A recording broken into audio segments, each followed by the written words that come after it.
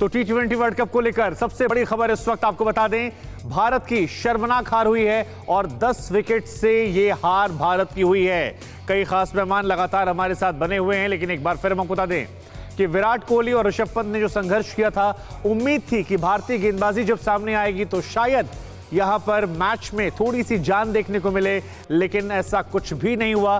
भारतीय गेंदबाज सभी बेदम नजर आए और पाकिस्तानी बल्लेबाजों ने क्या कमाल की बैटिंग की।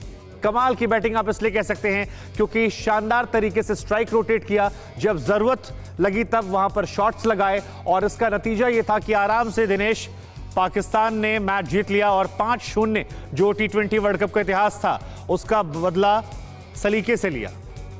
नहीं, लेकिन मुझे याद है कि कल सोहेल तनवीर से बात हो रही थी और उनको जब हम रिकॉर्ड बता रहे थे तो उन्होंने कहा कि एक काम कीजिए, फिर आईसीसी को आप लेटर लिख दीजिए कि अब कोई मैच ना कराया जाए क्योंकि वो तो आप लोग जीत ही जाते हैं।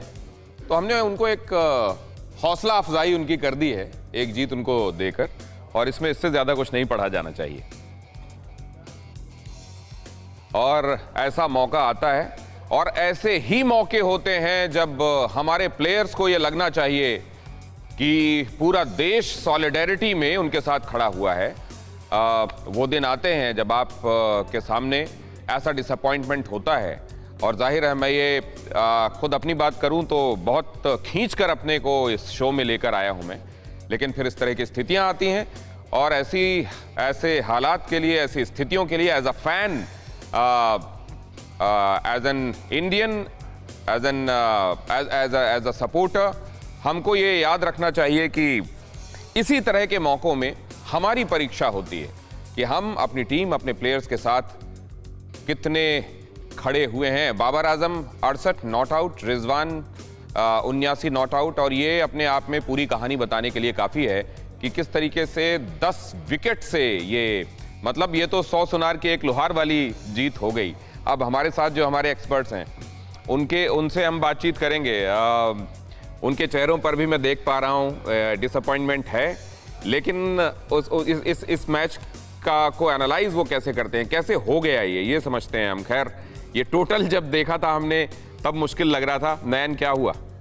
जैसे कहा था कि तारीफ करनी होगी पाकिस्तानी टीम की, गेंदबाजों की, बल्लेबाजों की, जिस तरह की उन्होंने शुरुआत की। पहले ही ओवर में आफरीदी ने जब रोहित शर्मा को आउट किया और पहले ही 3 विकेट उन्होंने चटका दिए थे, दबाव बना के रखा, बल्लेबाजी बिखर गई भारतीय। एक समेटने की कोशिश की विराट कोहली और ऋषभ पंत ने, पर जिस स्कोर की उम्मीद थी 180 के आसपास, वो खड़ा नहीं कर पाई।